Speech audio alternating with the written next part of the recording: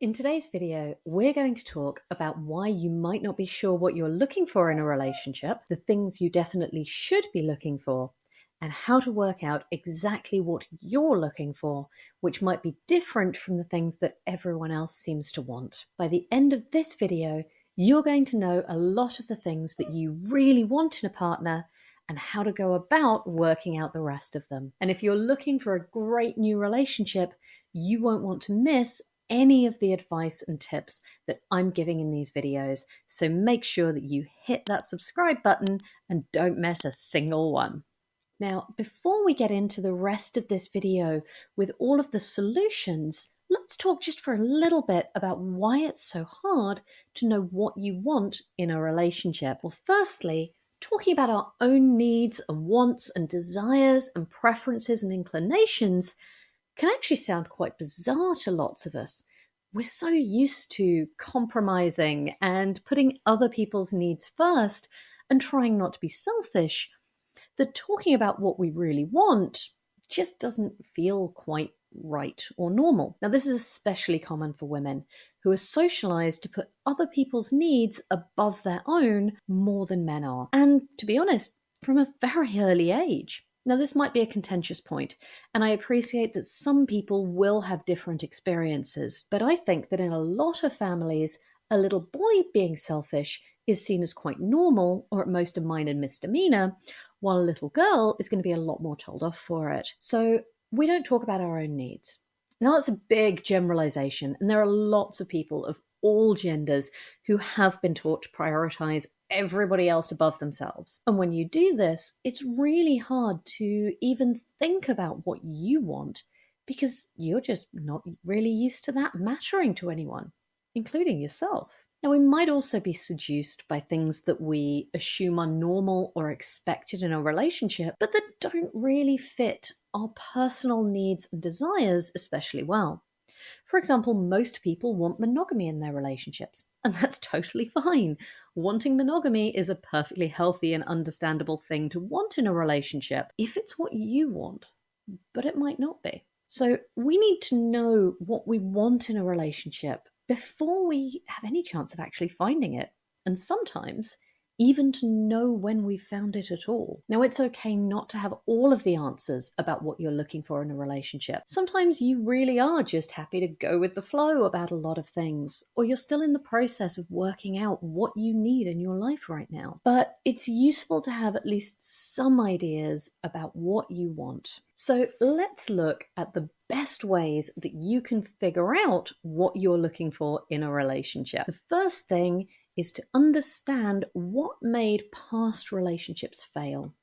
Now, this is one of the easiest, most important things for you to do to help you work out what you're looking for in a relationship. Working out what made your past relationships fail can help you to really understand your most important needs and values. For example, if your last relationship fizzled because the sexual spark had disappeared, that's a really good sign that sexual attraction is an essential part of what you're looking for in a relationship. If you dumped your last ex because he hated your friends and family, or they hated him, or probably both, you're probably looking for someone agreeable who believes in a strong social network. Having a list of must-nots is just as important as having a list of essential criteria. So what could be on your must-not list from your past relationship breakdowns? Try thinking about things that felt like a relief when previous relationships ended. So if it was a relief that your clothes and your hair stopped smelling of smoke after your last breakup, it's a good sign that you don't want to date another smoker.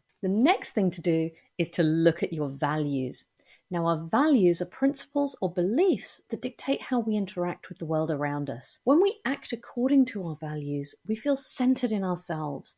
There's a sense of stability and of things just being right. Having a partner who doesn't share your values can be really unsettling. You find yourself having to defend things that seem absolutely fundamental to your sense of self or your beliefs about what's important in life. For example, two of my key values are being truthful and taking responsibility. Now, these combine into a tendency to stand up and speak the truth publicly, no matter how inconvenient or unpopular or downright difficult that might be. I'm the person who tells their boss that they have unreasonable expectations, or asks someone to take their phone call out into the corridor in the quiet carriage in the train. I do it politely, but I don't do it anonymously. Now, if a partner doesn't share my values, they'll often tell me that I should report problems anonymously because it's less stressful or less hassle, or that I should let someone else deal with it. Now, of course, I explain, but there's something so wonderful when someone instinctively understands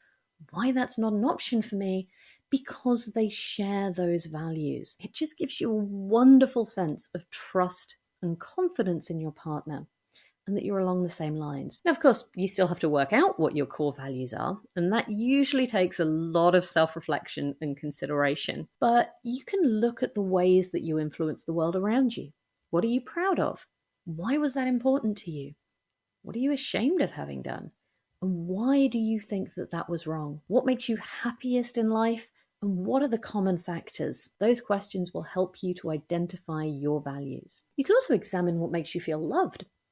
So, as well as understanding your values, it's important to know what makes you feel loved and what your biggest needs in a relationship are. You can start out by looking at attachment theory for this. We always come back to attachment theory. Your attachment style will tell you some things that are likely to be important to you in a relationship. If you have an anxious attachment style, you will probably want someone who is demonstrative with their love. If you have an avoidant attachment style, you're most likely going to be looking for someone who respects your independence and who values that. Now, that's only a start.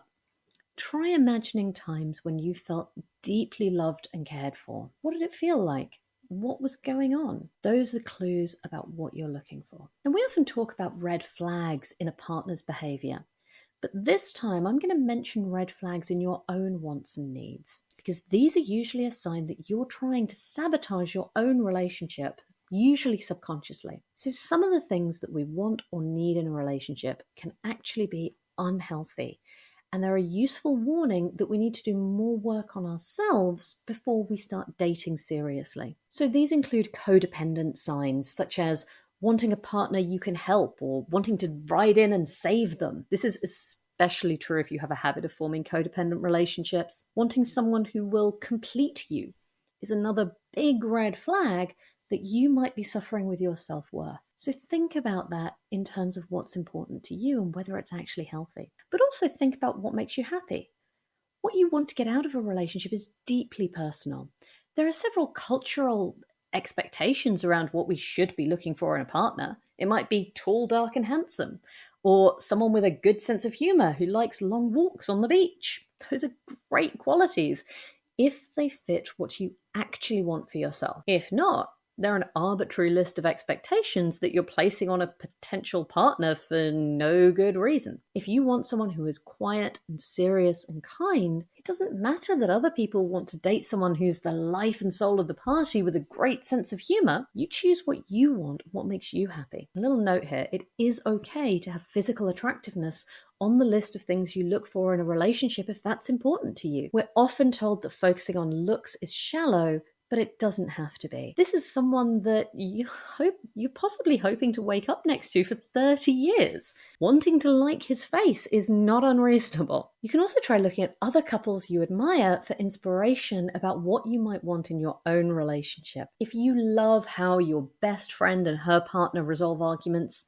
consider adding that to the list of things that you want in a relationship. Even just seeing a couple in a coffee shop making small gestures of affection can be a source of inspiration for you. You might also realize that there are things that you love seeing in other couples, but would hate to experience in your own relationship. For example, I have a pair of friends who are beyond adorable. They are just the cutest together. They're constantly sitting on each other's lap or cuddling or giggling together in a corner. I love seeing their relationship. I love seeing their affection. And there is no way in hell I could live like that myself. But that's really useful information. It's helpful for me to know that. It's really, really wonderful for them, and it wouldn't be for me. Now, so far, we've been talking about how important it is that you know what you want in a relationship. And that it's really important that you get your needs met. And all of that is 100% true. But you also want to consider being a little bit of flexible in how you think about what you're looking for in a relationship. Sometimes the perfect person for you doesn't fit any of your preconceived notion. You might imagine that having a relationship with a guy who works out and wants to travel, but then you fall for someone who loves foreign films and home cooking. He's not what you were looking for, but you just really make each other happy.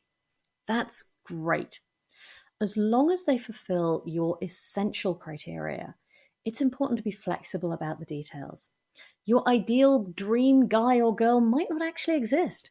And even if they do, you might find that dating them isn't quite what you'd imagined. Now, while you're being flexible, don't just throw out your list of things to look for in a relationship entirely. When you fall for someone, it's easy to get caught up in that honeymoon period where everything's wonderful, which can lead you to overlook some pretty big incompatibilities. So check in with your list after a couple of months, just to make sure that you didn't get carried away. Now, so far, I've been pretty clear that your wants and needs in a relationship are individual. That's really important. Your list of what to look for in a relationship won't be the same as anyone else's. There are a few things that should feature in all good relationships, however, and I don't use the words should or all lightly.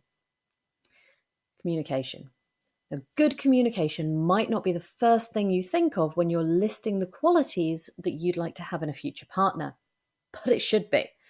Great communication allows you to work together as a team, overcome problems in your relationship, avoid miscommunications, misunderstandings. It's also worth noting that great communication is the exact opposite of most abusive behaviors in a relationship. A great communicator is open and honest. Gaslighting, the silent treatment, and joking insults are all abusive ways to shut down communication, and someone who cares about great communication won't use those. Trust.